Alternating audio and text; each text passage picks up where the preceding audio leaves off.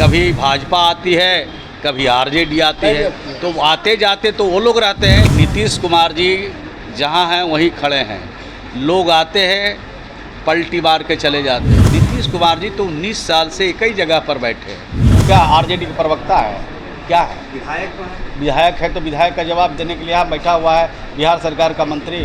बिहार ने दिरिया दली दिखाया। बिहार की सरकार और बिहार के लोकप्रिय मुख्यमंत्री ने जो काम किया है, आज पूरे देश का ये डिमांड है।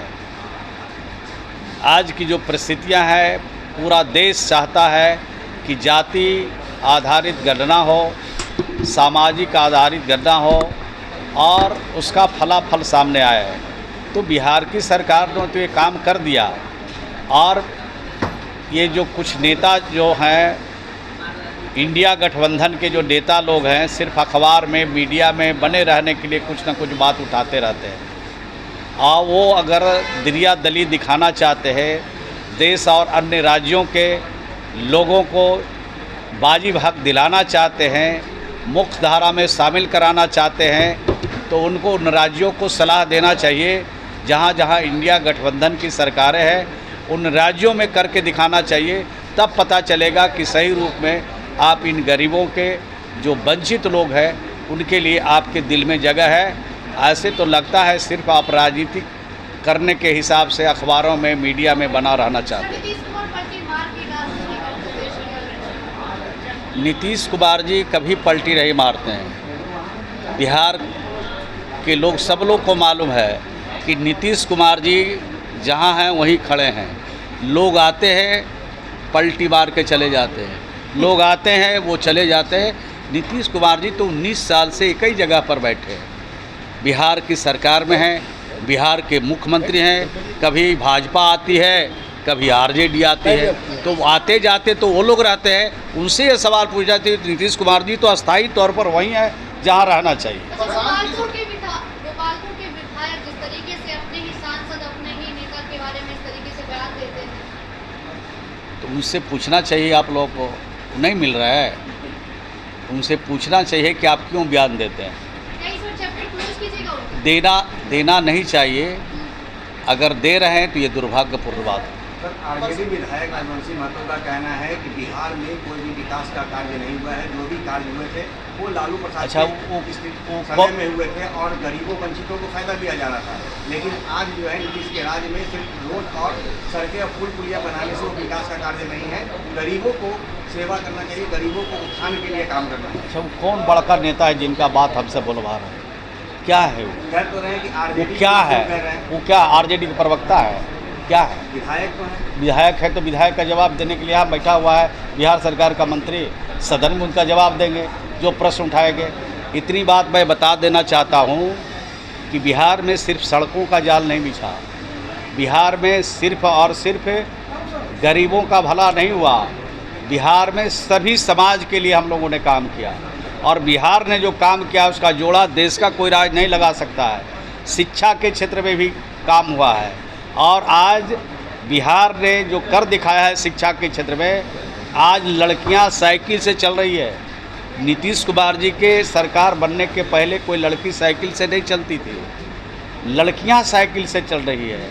आज शिक्षा के क्षेत्र में कितने मेडिकल कॉलेज थे, आज इंजीनियरिंग कॉलेज कितने थे, पॉलिटेक्निक कितना कॉलेज थे, ITI कितने थे, विश्वविद्यालय कितने थे। उनसे पूछ लीजिएगा विधायक जी से कि कितने विश्वविद्यालय थे और आज कितने विश्वविद्यालय हैं। तो हर क्षेत्र में काम हुआ है और बिहार में जो काम किया हम लोगों ने उसका जोड़ा देश का कोई राज नहीं लगा सकता है। बिहार में गरीबों की चिंता की जाती है। जिस गरीब के पास अपना घर नहीं है उसके लिए राज्य सरकार ने, बिहार के मुख्यमंत्री ने एक योजना बनाई, उसका नाम है मुख्यमंत्री आवास ग्रामीण। और उनको जिसका प्रधानमंत्री के सूची में नाम नहीं है उसको राज्य के संसाधन से घर बनाते हैं। और अगर ज़मीन नहीं है और सरकारी ज़मीन भी उस गांव में उपलब्ध नहीं है तो 1 लाख रुपया ज़मीन खरीदने के लिए देते हैं। 1 जनवरी 1996 से पहले जिन गरीबों का घर बना और घर रहने के लायक नहीं है, 1,20,000 राज्य के खजाने से उनको देते हैं। 1 अप्रैल 2010 से पहले जिसके आवास की स्वीकृति मिली और उसके घर अधूरे रह गए हैं, 50,000 उनको भी देते हैं। तो जो हम लोग गरीब के लिए काम करते हैं वो थोड़ी झलकता है, वो तो ऊपर ऊपर दिखते होंगे, इधर उधर घूमते होंगे, तो ये सब बात कहाँ से उनको पता चलेगा।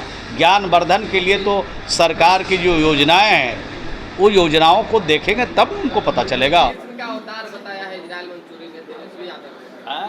कृष्ण का अवतार सरकार में आएंगे तो पापियों को नाश कर देंगे। तो नाश करने से उनको कौन रोक रहा है? जितने पापी हैं पहले उसका नाश करें, अच्छी बात है। हम लोग भी चाहते हैं जो अन्याय करने वाला है, जुल्म करने वाला है, ऐसे लोगों का नाश होना चाहिए। लेकिन कलकत्ता में जिन लोगों ने अपराध किया उनका नाश करना चाहते हैं कि नहीं, ये तो पूछ लीजिए एक बार। सर, तेजस्वी यादव ये आरोप लगा रहे हैं कि सरकार पर ट्रांसफर पोस्टिंग के बहाने बिहार में खूब पैसा उगाई की जा रही है। जो IAS IPS अधिकारी हैं उन्हें मलाईदार जगह दिया है पैसा लेकर। देखिए, सत्ता से जब हटते हैं लोग तो इसी तरह का आरोप लगाते हैं, और जब सत्ता में चले जाते हैं आरोप के लिए इस तरह का आरोप बेबुनियाद हो जाता है।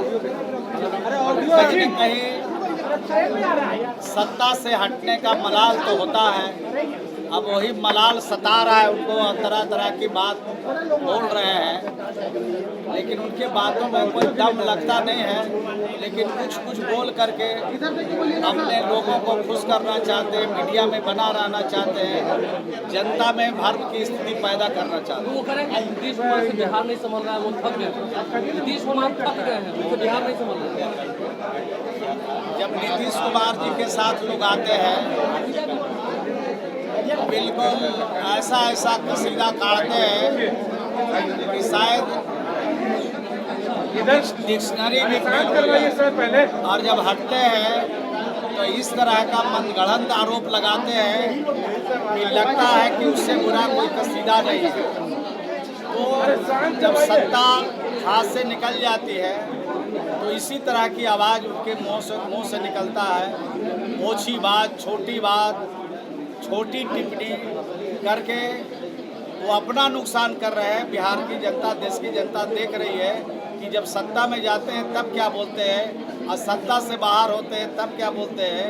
जब नीतीश कुमार जी के बगल में बैठते हैं तब क्या बोलते हैं, हटते हैं तब क्या बोलते हैं। देश की जनता से 25 चुनाव में तैयारी है, 25 चुनाव में फिर से एनडीए की वापसी होगी। पूरी तैयारी है। 2025 का चुनाव एनडीए के पक्ष में होगा, गठबंधन जो हमारा है उसके पक्ष में होगा। अब पूर्ण बहुमत के साथ सरकार बनाएंगे। और हमने जो काम किया है बिहार में, और बिहार के लोगों के लिए जो काम किया है, खास करके गरीबों के लिए काम किया है, और बिहार को जो विशेष तौर पर आर्थिक सहायता भारत सरकार से मिली है, उस सहायता का जब पूरा उपयोग करेंगे तो बिहार और तेज़ी से आगे बढ़ेगा, बिहार की और तरक्की होगी। और जिन क्षेत्रों में बिहार पिछड़ा हुआ था उन क्षेत्रों में जब बिहार आगे बढ़ेगा तो लोगों को बेहतर लगेगा, अच्छा लगेगा, और इस कारण से फिर हम एनडीए की सरकार बनाएंगे और भारी बहुमत से सरकार बनाएंगे। सर, प्रशांत किशोर का कुनबा लगातार बढ़ रहा है, कह रहे हैं कि 25 में एनडीए का सुपड़ा साफ हो जाएगा। आने दीजिए टाइम, जब टाइम आएगा तब सब पता चलेगा। ढोलक पर जितना ताल लगना चाहिए नहीं लगता है, दूसरे ही जगह ताल ठोकने दीजिए। जो लोग ठोक रहे हैं ताल, उनको 2025 में पता चलेगा। ठीक है सर। जो भी इस राज्य में भ्रष्टाचार करेगा, जो भी इस तरह की गतिविधि में शामिल रहेगा, वो बचेगा नहीं। ये सरकार का निश्चय है। और जो गड़बड़ काम में लगा रहता है वो पकड़ाता है। सर, लगातार तेजस्वी यादव जो है सर नीतीश कुमार पर जो है निशाना साध रहे हैं, लगातार कहते हैं देखिए, जब तेजस्वी जी हम लोगों के साथ में रहते हैं मुख्यमंत्री जी बड़े अच्छे लगते हैं, और जब विपक्ष में रहते हैं तो उनको थोड़ा दिक्कत होने लगता है। और विपक्ष में जो रहते हैं वो इस तरह की बातें करते रहते हैं, इसमें बहुत ध्यान देने की आवश्यकता नहीं है। तेजस्वी जी थके हुए हैं, जिसके बारे में बोलते हैं थके हुए हैं, वो रोज किसी न किसी बड़े प्रोजेक्ट को देखने के लिए निकलते हैं। और तेजस्वी जी जब विधानसभा का सत्र चल रहा होता है तो वो कहाँ रहते हैं उसका पता मीडिया ना हम लोगों को रहता है, ना मीडिया को रहता है, ना बिहार की जनता को रहता है। तेजस्वी जी कहते हैं बिहार में अपराधियों का बोलबाला चल रहा है, बिहार में अपराधियों का बोलबाला चल रहा है। देखिए, बिहार में अगर कोई अपराध हुआ है तो कोई भी अपराधी बचने वाले नहीं हैं। नीतीश कुमार जी कभी भी क्राइम से समझौता करने वाले नहीं हैं। अगर कहीं पे कोई अपराध हुआ है, क्योंकि सोशल मीडिया का समय है, अगर कोई अपराध हो जाता है उसका बाद सबको पता चलता है, इसलिए अपराध ज़्यादा दिखता है। लेकिन जो अपराध का जो सेंसेक्स है उसके मामले में हम लोग काफ़ी नीचे पाए हैं। धन्यवाद। कई विभागों में ट्रांसफर पोस्टिंग कह रहे तेजस्वी यादव की नीतीश कुमार के चमचे बेलचे कर रहे हैं, इस पर क्या कहेंगे? जो ट्रांसफर पोस्टिंग हो रहा है उसको लेकर क्या? जब तेजस्वी जी सरकार में थे उस समय क्या ट्रांसफर पोस्टिंग वो करते थे, जिस विभाग के मंत्री थे वो करते थे, या उनके चमचे बेलचे करते थे? ये सब बेबुनियाद आरोप है, इस आरोप में कोई दम नहीं।